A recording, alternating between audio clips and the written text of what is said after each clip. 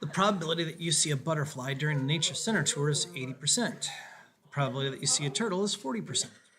So what's the probability of seeing both? So 80% as a decimal is 0.8, and 40% as a decimal is 0.4. That gives us 0.32, which means that when we multiply by 100, we get 32%. So solving inequality. We've got 2 is greater than 6 minus 3r. And give me a moment. Kylie? I am making the video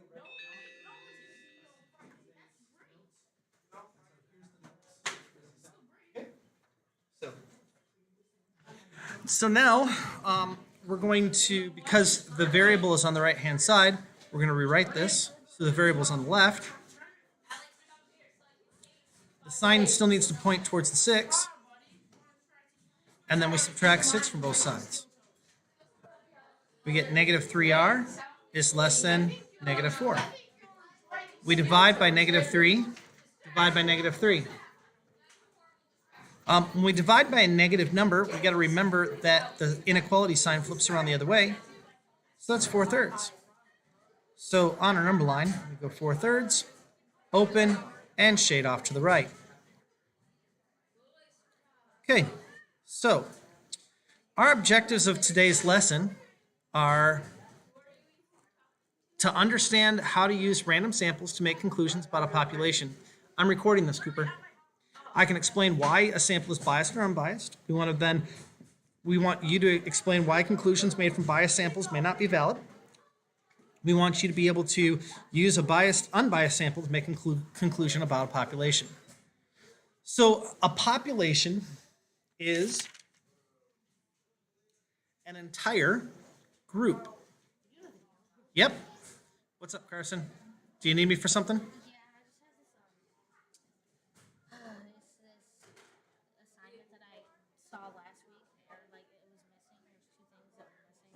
And I turned it in like Okay, last I haven't graded anything over the weekend because I was at a wedding. So, yep. Yes. So, whereas a sample is a part of the population. So, you gain information about a population by examining samples of the population, because rarely is it easy to examine a full population. So if we look, we want to make conclusions about the favorite extracurricular activities of students at your school. So possible samples are boys, girls, your art class, band members, and basketball players. However, the problem is that in all these samples, each member of the population is not equally likely to be selected. For instance, if I ask the boys, I'm not asking the girls. If I ask the girls, I'm not asking the boys. If I'm asking just your art class, that means that I'm not asking all the other art classes. If I ask just the band members, I'm not asking the non-band members. If I just ask the basketball players, I'm not asking the non-basketball players. So we're eliminating people by being so specific. So we want to make sure that we're asking all sorts of different people. So how are the samples below different? Is each conclusion valid? So we look. You ask 20 members of the school band about their favorite activity. The diagram shows the results. You conclude that the band is favorite activity of 70% of the students at your school. Well, that should strike you as slightly weird, because that first sample is not valid because you're only asking people from a specific group. You're only asking the band members. So that means that the first conclusion is not valid. So, whereas the second one, it says you ask every 8th student who enters the school about their favorite activity. One student says the Glee Club for every 9 that name a different activity. You conclude that the Glee Club is the favorite activity of 10% of the students in your school. So, we look down here. The second sample is valid because you cannot determine who the 8th person entering the school will be. That is completely random. So our second conclusion then is valid. So the way that we talk about samples that are valid and samples that are not valid is to use the terms unbiased and biased. An unbiased sample is representative of a population. It is selected at random and is large enough to provide accurate data. A biased sample is not, hold on what? A biased sample is not representative of a population. One or more parts of the population are favored over others. Not that I know of. So, we look at what's going on here, identifying an unbiased sample, yeah? I'm making a video for my students. Yep. They need a blue pass or something. It's like really urgent or something. They need a pass. Who? Bria and the other girl. Yeah, Mrs. Souls told him Friday they need a pass when they want to come. So, You're so bossy in Well, the cafeteria. okay, I'm trying to make a video. And so you guys, whatever you complain about or whatever you talk about is on my video. I'm just letting you know. Okay. So what's up? Me and Joseph and Ray stay here for lunch tomorrow. Probably. Thank you. Remind me tomorrow because I need to make sure that that works. Okay?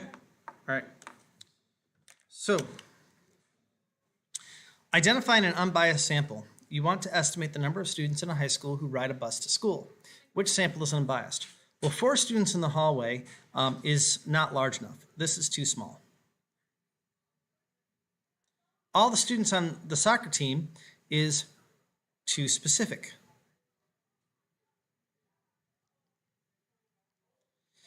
"50 12th grader student at random," although it's random and it's large, it's still too specific because we want in a high school. And so that eliminates freshmen and sophomores. 100 students at random during lunch, this is unbiased. Now, but watch how we can change this question and make one of these turn out to be good. It says you want to estimate the number of 12th grade students in a high school who ride a bus to school.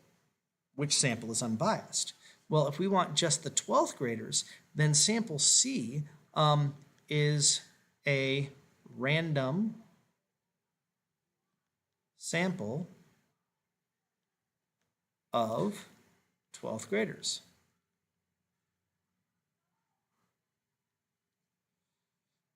And as a matter of fact, sample D would be bad because that would get you freshmen and sophomores and juniors, but we only want to ask 12th graders.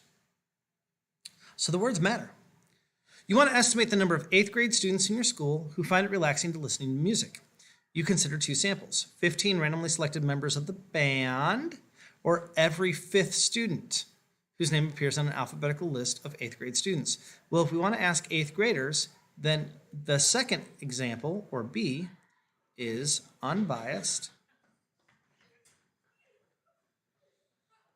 because we are getting 8th graders at random.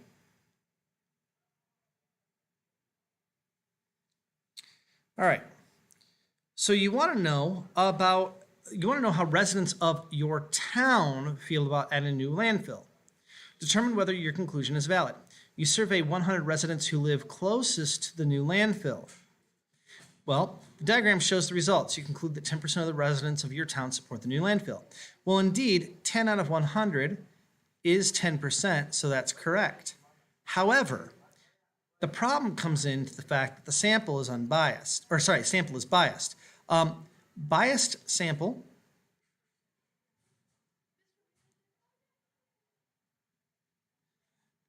because we only ask those who live closest to the landfill.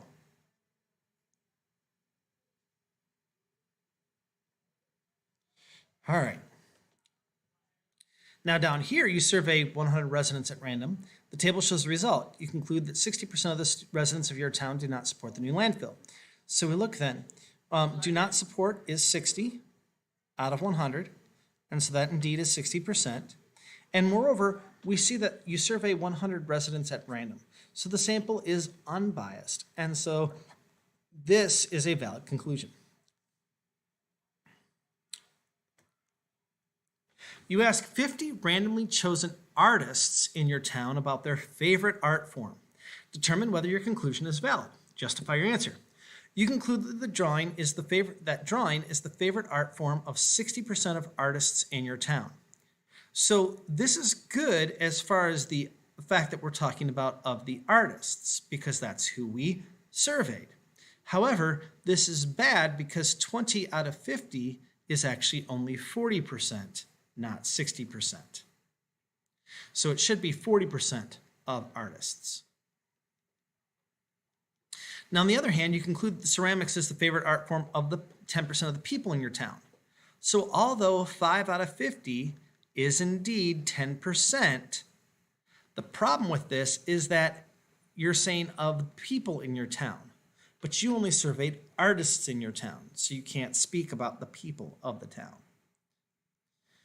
So number 3, identify the population of the sample. Population is the residents of New Jersey, because that's large. Residents of New Jersey versus the sample is residents of Ocean County, because that's only part of New Jersey. Determine whether you should survey the population or a sample. In this case, you want to know the average height of the 7th graders in the United States. We should survey a sample. It is unrealistic to try to survey every 7th grader. Just unrealistic to do so. You want to determine the number of students in your school who have visited a science museum. You survey 50 students at random. That sounds good. We've got a large sample. It's at random. 20 have visited a science museum, 30 have not. So you conclude that 40% of the students in your school have visited a science museum. Is your conclusion valid?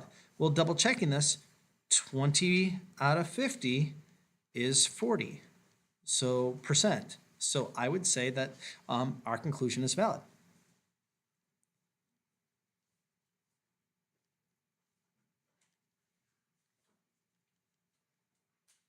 Okay, which sample is better for making an estimate?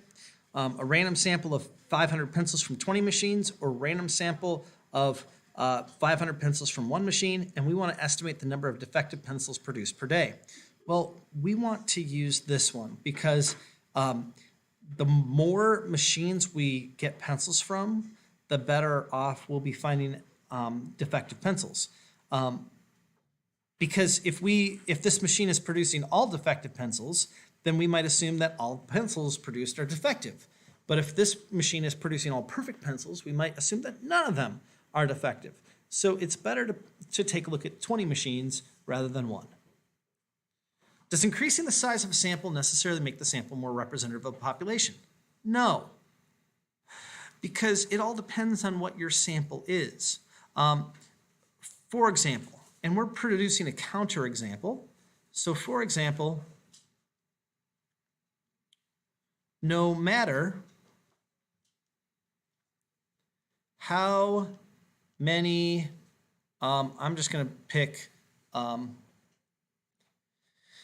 matter, my brain is fried, no matter how many choir members